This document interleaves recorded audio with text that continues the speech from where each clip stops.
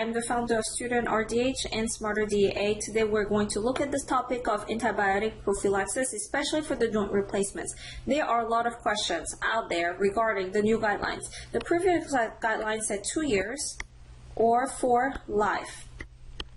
Well, this is not the case anymore, and I will show you where you can find the information to back up your argument about there is no need for antibiotic prophylaxis unless the patient has a serious condition and the orthopedic surgeon said so. You can see this Dentistry IQ/RDH magazine article that I wrote recently. We are now June 2017. And this is the article, one of the top articles right now in the magazine. But here in this video, I'm also going to explain to you why and where you're going to find the information. This is an important topic because there's over 1 million people per year getting joint replacements. Now let's look at the first resource, which is the American Dental Association. This is called the chairside guidelines. Here you can see that it says antibiotic prophylaxis are not recommended. Okay, but you have to consult with the orthopedic surgeon and the patient as well. Now, this is already the first step to tell your patient, your coworkers, or your dentist, saying, are you sure you want to prescribe this?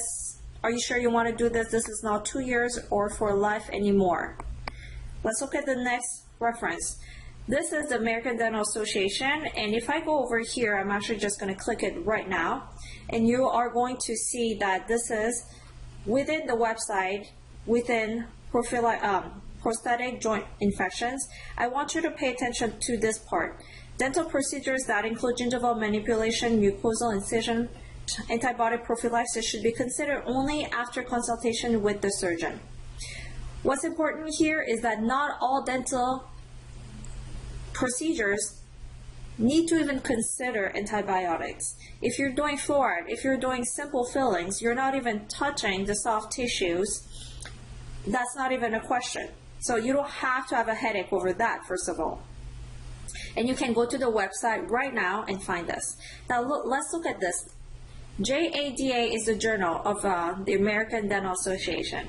They went through the systematic review. What is a systematic review? Well, you take, for example, 50, 100 research done on the same topic, you gather them together, and you come up with a new conclusion. That is a systematic review in brief.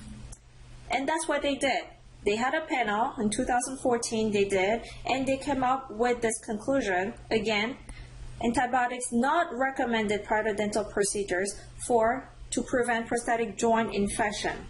Now the reason, if you keep reading, is because first of all, there is resistance that can build, which is not good for the patient, and also they haven't really found a connection between the bacteria in the mouth and those bacteria traveling to those joints and causing an infection.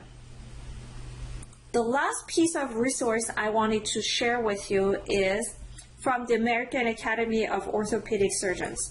Now, if you go to this guideline, which came directly from their website, you can see the recommendations here. It says practitioner might consider discontinuing the practice of routinely prescribing prophylactic antibiotics. I think I said it 500 times already in this video, but this is to show you that the research says again, and again that premedication may not be needed. If you have a coworker, a faculty, or dentist, or patient who is challenging you, give them this information. This is a very long, probably about 150-page research guideline, but if you go to page 75, you have recommendation number 1. If you go to page 100, you have number 2, and go to page 110, you have recommendation number 3. So you can have the patient or your dentist or even the orthopedic surgeon read it and get convinced that you are saying the right information. I hope this all makes sense. You can find this article at Dentistry IQ and RDH magazine. It is the newest article about antibiotic prophylaxis. I am actually not trying to explain the science behind it and why, but I'm just giving you the resources with the links that you can click on directly to find this information. And you can also go to studentrdh.com and find this area that is called free.